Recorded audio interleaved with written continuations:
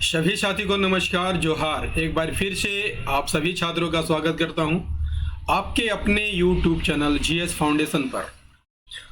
तो आज के सेशन में हम लोग करने वाले हैं झारखंड जीके की क्लास। और आज के सेशन में झारखंड में हम लोग देखेंगे मिसलेनियस क्वेश्चन को। मैंने उन्हीं प्रश्नों को लिया है दोस्तों जो परीक्षा में बार बार रिपीट किए जाते हैं।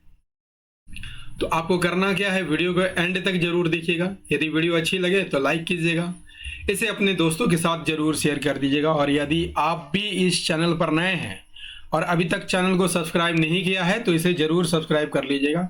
बेल आइकन को प्रेस करना मत भूलिएगा। तो चलिए यहां पर शुरुआत करते हैं आज के सेशन को।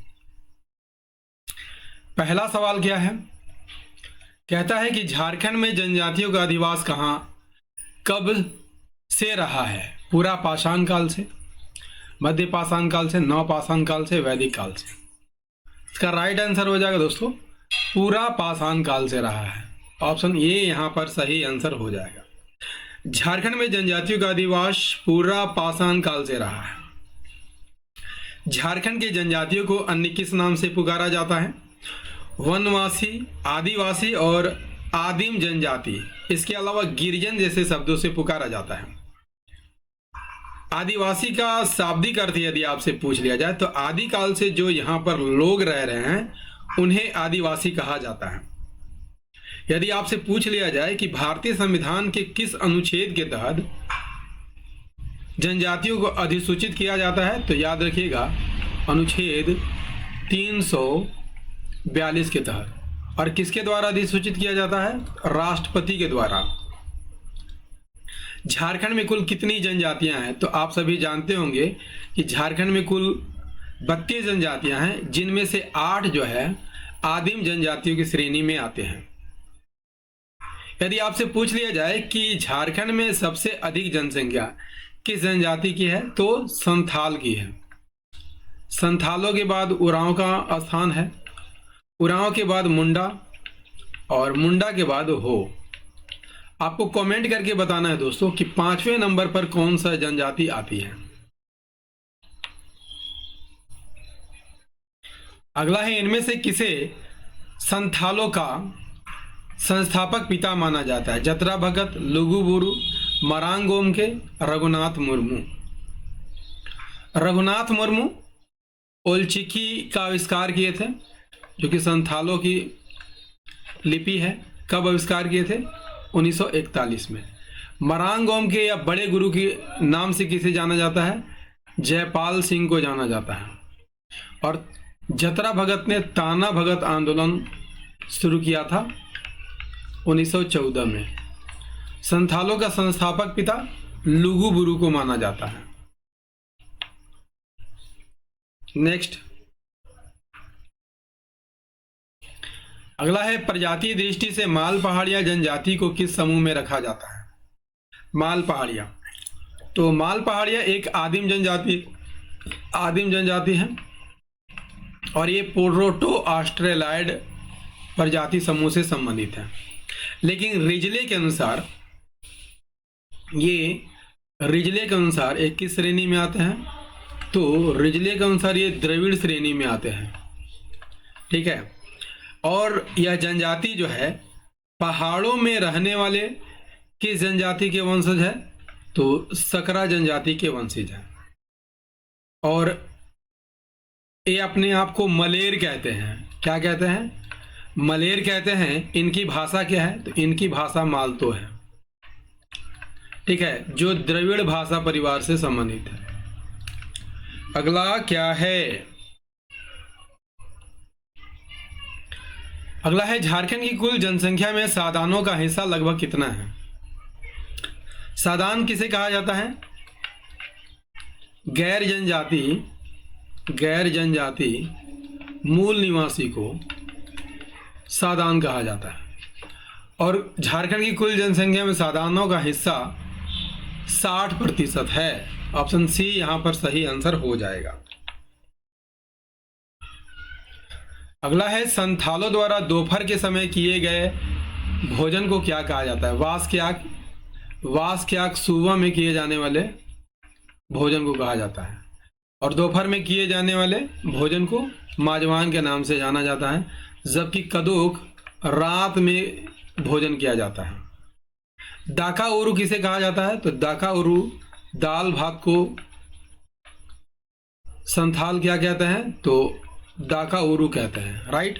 चलिए नेक्स्ट क्या है? नेक्स्ट है कतरासगढ़ का किला इनमें से किस नदी के तट पर अवस्थित है? दामोदर, स्वर्णरेखा, दक्षिणी कोयल, कटनी नदी। दामोदर नदी कहां से निकलती है दोस्तों? दामोदर नदी लातेहार के टोरी से निकलती है। लातेहार के टोरी से निकलती है और कहाँ जाकर मिलती है? तो हुगली नदी में जाकर मिल जाती है। स्वर्ण रेखा की बात कर लिया जाए तो स्वर्ण रेखा नदी जो है ये नगड़ी रांची से निकलती है, नगड़ी रांची से निकलती है और बंगाल की खाड़ी में गिर जाके। दक्षिणी कोयल भी नगड़ी रांची से निकलती है और कहाँ पर जाकर गिरती है दोस्तों? कतरासगढ़ का किला इनमें से किस नदी के तट पर है? तो कटनी नदी के तट पर है। ऑप्शन डी यहां पर सही आंसर हो जाएगा।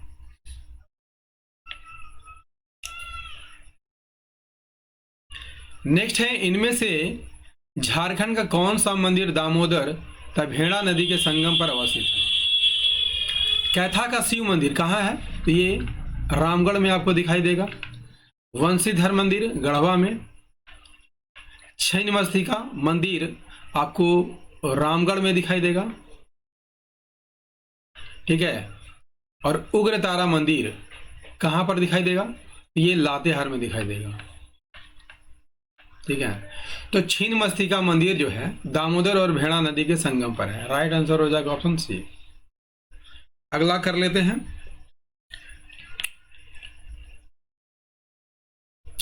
अगला है इनमें से किस लोकगीत का गायन वर्षा ऋतु में देवस्थानों में किया जाता है? झंझाइन। झंझाइन कब गाया जाता है? तो दोस्तों जन्म के शुभ अवसर पर गाया जाता है स्त्रियों द्वारा, ठीक है ना। उदासी गर्मी के समय में गाया जाने वाला लोकगीत है। झूमर कब गाया जाता है? तो झूमर को जितिया, सोहराय, कर्मा आदि त्योहारों पर गाया जाता है, झूमर किया जाता है, गाया जाता है। तो लोकगीत का गायन वर्षा ऋतु में देवस्थानों में किया जाता है, वो दड़ई धारा लोकगीत है। नेक्स्ट कर लीजिए। नेक्स्ट है कर्मा नृत्य को किस अन्य नाम से भी जाना जाता है? जापी, सोहराय, लौसा नृत्य या जतरा नृत्य। इसका राइट आंसर क्या हो जाएगा? कर्मा नृत्य को अन्य किस नाम से जाना जाता है? तो लौसा नृत्य के नाम से जाना जाता है, ठीक है। और इस कर्मा नृत्य में लौसा गीत गाया जाता है। इसमें इस नृत्य में जो है 8 पुरुष और 8 स्त्रियां जो है गोलाकार रूप धारण करके झुक कर करते हैं यहां पर नृत्य, ठीक है। और यह नृत्य कितने प्रकार का होता है? तो 2 प्रकार के होता है। एक होता है खेमटा और एक होता है झिनसारी। याद करके रखिएगा, सभी इंपॉर्टेंट फैक्ट है। नेक्स्ट क्या है? नेक्स्ट है झारखंड में प्रसिद्ध इनमें से किस लोक नाट्य का प्रदर्शन कुंवारी लड़कियों द्वारा श्रावण से कार्तिक माह के बीच किया जाता है? किस लोक नाट्य का प्रदर्शन जो है कुंवारी लड़कियों द्वारा श्रावण से कार्तिक माह के बीच किया जाता है? इसका राइट आंसर हो जाएगा जट जटिन, ठीक है। और यह जट जटिन के वैवाहिक जीवन से संबंधित निम्नलिखित में से कौन सा एक वाद्य झारखंड का ताल वाद्य नहीं है? देखिए ताल वाद्य किसे कहा जाता है दोस्तों? वे वाद्य जो लकड़ी के ढांचे पर चमड़ा मढ़कर जो है बनाया जाता है, जैसे मांदर हो गया, ढोल हो गया, नगाड़ा हो गया, ढाक हो गया, धमसा, ठीक है ना। तो ढोल हो गया, नगाड़ा, धमसा, केंद्रा जो है तंतु वाद्य है, तंतु वाद्य है, ठीक है।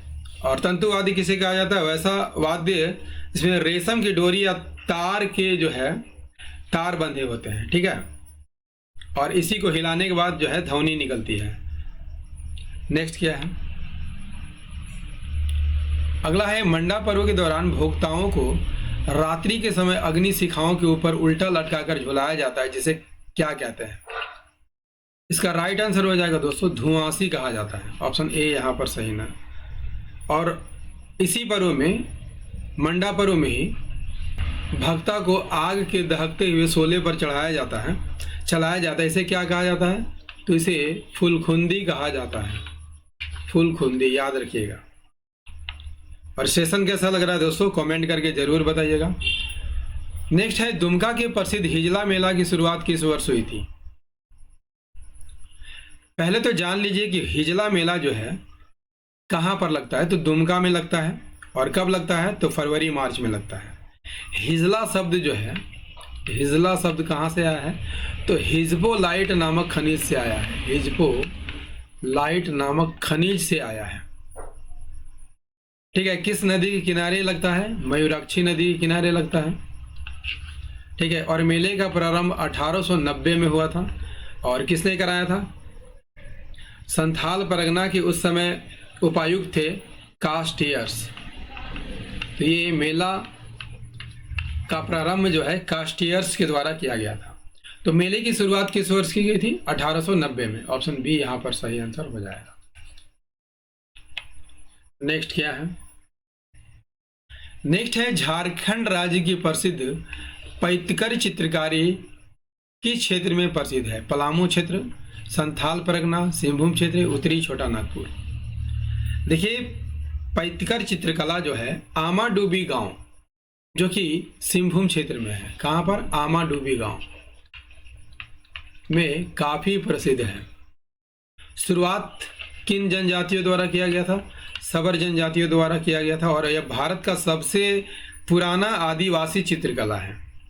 और इसकी चर्चा जो है गरुड़ पुराण में भी देखने को मिलता है। इसे स्क्रोल चित्रकला भी कहा जाता है। स्क्रोल, क्योंकि स्क्रोल करके इसे रख दिया जाता है। क्लियर है? चलिए अगला है इनमें से कौन सी भाषा मूलतः कुर्मी जाति की भाषा है? कुर्मी जाति की। तो कुर्मी जाति की भाषा क्या है? करमाली या कुरमाली। ठीक है। और यह भारतीय यूरोपीय परिवार की भाषा है। भारतीय यूरोपीय परिवार की भाषा है। कहाँ कहाँ यह प्रचलित है? रांची, हजारीबाग, गिरिडीह, धनबाद, सिंहभूम, संथाल परगना, इन जगहों पर ये बोली जाती है। क्लियर है? चलिए नेक्स्ट क्या है? नेक्स्ट है मुंडारी फोक टेल नामक पुस्तक के लेखक कौन है? राइट आंसर हो जाएगा पीके मित्रा। पीके मित्रा ने इस पुस्तक की रचना किस वर्ष की थी? तो 1956 में की थी। नेक्स्ट क्या है?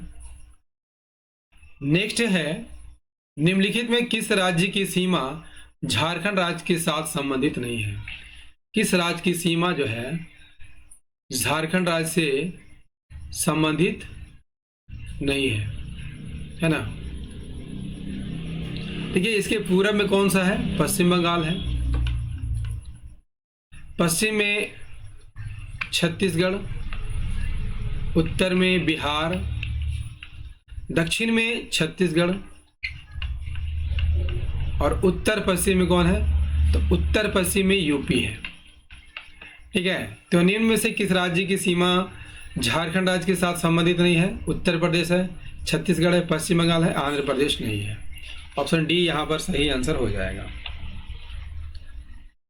नेक्स्ट है राजमहल ट्रैप का निर्माण इनमें से किस काल में हुआ है?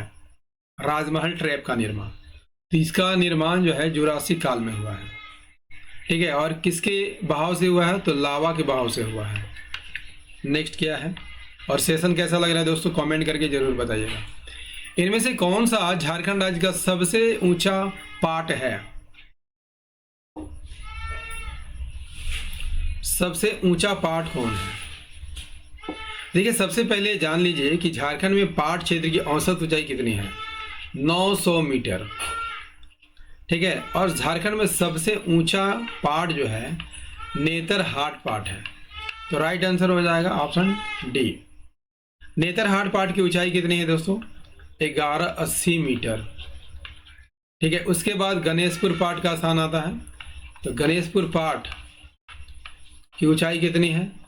इसकी ऊंचाई 1171 मीटर है। उसके बाद जमीरा पाट इसकी ऊंचाई है 1142 मीटर। नेक्स्ट है अमानत नदी झारखंड राज्य के किस जिले से निकलती है? लातेहार, चतरा, हजारीबाग, पलामू। अमानत नदी झारखंड राज्य के किस जिले से निकलती है? तो अमानत नदी चतरा से निकलती है, ठीक है। और यह किसकी सहायक नदी है? तो उत्तरी कोयल की सहायक नदी है। उत्तरी कोयल की सहायक नदी है, ठीक है। अमानत की सहायक नदियां कौन कौन है? जिंजोई, खैरा, चाको, माइला, ये सभी जो है अमानत की सहायक नदियां हैं। और किन किन जिलों से होकर बहती है? चतरा, पलामू और लातेहार से यह नदी गुजरती है। अगला है झारखंड राज्य की सर्वप्रमुख मिट्टी कौन है? राइट आंसर हो जाएगा दोस्तों लाल मिट्टी। और छोटा नागपुर के लगभग 90% भाग पर यह मिट्टी मिलती है। इस मिट्टी में किसकी अधिकता होती है? फेरिक ऑक्साइड की अधिकता होती है और एल्युमिनियम ऑक्साइड की अधिकता होती है, जिसके कारण जो है इसका रंग लाल हो जाता है। लेकिन कहीं कहीं मिट्टी का रंग जो है पीला, धूसर, भूरा और काला भी मिलता है। अगला कर लीजिए। झारखंड राज्य में कुल कितने भूभाग पर संरक्षित वनों का विस्तार है? संरक्षित वन किसे कहा जाता है? वैसे वन जिसमें मनुष्यों को पशु चराने और लकड़ी काटने पर पूर्णतः प्रतिबंध होता है, ऐसे वनों को क्या कहा जाता है? संरक्षित वन कहा जाता है। और झारखंड में 4387 वर्ग किलोमीटर में फैला हुआ है, ठीक है। जो राज्य के कुल वन क्षेत्र का कितना प्रतिशत है? 18.58% है। नेक्स्ट कर लीजिए। नेक्स्ट है झारखंड राज्य में कैंपा को किस वर्ष अधिसूचित किया गया था? कैंपा का फुल फॉर्म क्या है? Jharkhand compensatory afforestation fund management and planning authority, CAMPA को किस वर्ष अधिसूचित किया गया था? 2009 में अधिसूचित किया गया था। झारखंड का कौन सा वन्य जीव अभयारण्य विलुप्त प्राय भेड़िया प्रजाति के संरक्षण हेतु प्रसिद्ध है? राइट आंसर हो जाएगा दोस्तों महुआ डांड अभयारण्य, ठीक है, जो कि भेड़िया प्रजाति के संरक्षण के लिए प्रसिद्ध है। और कितना वर्ग किलोमीटर क्षेत्र में फैला है? 63.25 वर्ग किलोमीटर में फैला हुआ है। स्थापना कब हुई थी? स्थापना 1976 में हुई थी। और यहाँ पर भेड़िया और हिरन मिलता है। नेक्स्ट है झारखंड राज्य के किस जिले में सबसे अधिक पीडीएस डीलर हैं? सबसे अधिक पीडीएस डीलर कहाँ पर मिलेंगे? रांची में मिलेंगे। और सबसे कम आपको लोहरदगा मिलेगा, लोहरदगा। नेक्स्ट है पुनर्स्थापन और पुनर्वास योजना के तहत घोषणा के कितने दिनों के अंदर सर्वेक्षण पूरा किया जाना अनिवार्य है?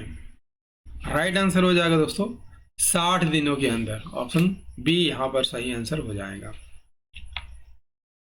अगला है प्रत्यार्पण और पुनर्वास नीति 2009 के तहत उग्रवादी के प्रत्यार्पण को स्वीकार करने हेतु गठित स्क्रीनिंग समिति का अध्यक्ष कौन होता है? सही आंसर हो जाएगा पुलिस अधीक्षक होता है। कौन होता है? पुलिस अधीक्षक, ठीक है। जबकि सदस्य के रूप में जिला दंडाधिकारी, डिस्ट्रिक्ट मजिस्ट्रेट, पुलिस महानिदेशक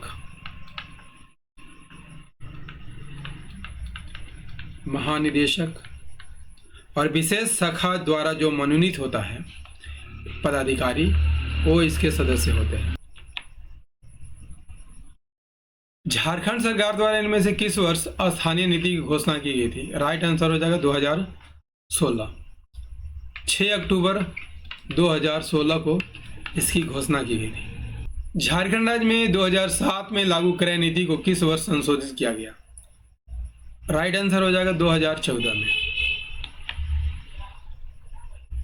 अगला है, झारखंड राज्य की स्टार्टअप नीति 2016 के तहत किस वर्ष तक राज्य को अग्रणी राज्यों में लाने का लक्ष्य रखा गया था? है नहीं, अब था हो जाएगा दोस्तों। राइट आंसर हो जाएगा 2021 तक लाने का लक्ष्य रखा गया था, लेकिन अभी 2026 चल रहा है, तो इस लक्ष्य को हम पार कर चुके हैं। दोस्तों, झारखंड जीके का ये सेशन आपको कैसा लगा कमेंट करके जरूर बताइएगा। यदि सेशन पसंद आया हो तो लाइक कीजिएगा, इसे अपने दोस्तों के साथ शेयर कीजिएगा, और यदि आप भी इस चैनल पर नए हैं और अभी तक चैनल को सब्सक्राइब नहीं किया है तो इसे जरूर सब्सक्राइब कर लीजिएगा, बेल आइकन को प्रेस करना मत भूलिएगा। तो मिलते हैं अगले सेशन में, तब तक लिए जय हिंद, धन्यवाद।